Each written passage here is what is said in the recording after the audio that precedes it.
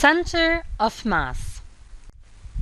Pay attention that for uniform objects, the center of mass will be at the intersection of all lines of symmetry. So it is in the middle of the object. Line of symmetry means the imaginary line where you could fold the image and have both halves match exactly. For example, if we have this square shape, this line here is the line of symmetry, because if we fold this, then we will have two equal sides that have a triangle shape. Okay, if we have a rectangle and we fold it, then we won't have two equal sides. That means this line here is not a line of symmetry. Okay, now if we fold it vertically like this, then it is divided into two equal sides. That means this here is a line of symmetry. So for uniform objects, we will draw a line of symmetry at the intersection. Look at the rectangle. There are two green lines. At their intersection, we have the line of symmetry. Now for the square, we draw the line here. The intersection here is the line of symmetry.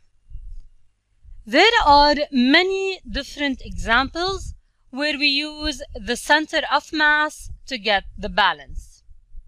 For any body, we draw a line from the center of mass in a vertical direction downwards, and it will land on the base of the object. So the object will have balance. Look here. In the first two pictures, the box won't fall because the center of mass that is vertically drawn lands on the base.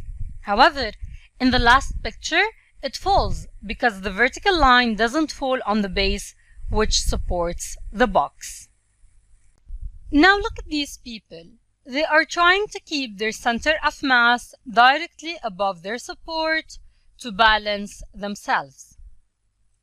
For example, this is the ground, and here we have a person, and then we have another person that needs to stand on the head of the person below. Let's assume that the center of mass is here, and it lands on the base like this in order to support the person. The support is the 2 feet on the ground. Now for the person above, this is the center of mass. The vertical line needs to pass through the head of the below person to be exactly above his center of mass. If one of them moves in any direction and the center of mass is no longer aligned, then they will fall. That's why the people that we see in the picture work according to the center of mass to keep their balance. Pay attention that the center of mass is not in the same place for all objects. Here, the center of mass is outside the object. Another example is the donut. It has a hole in the middle, which is the center of mass for it. In some examples, the center of mass and the center of gravity are the same thing.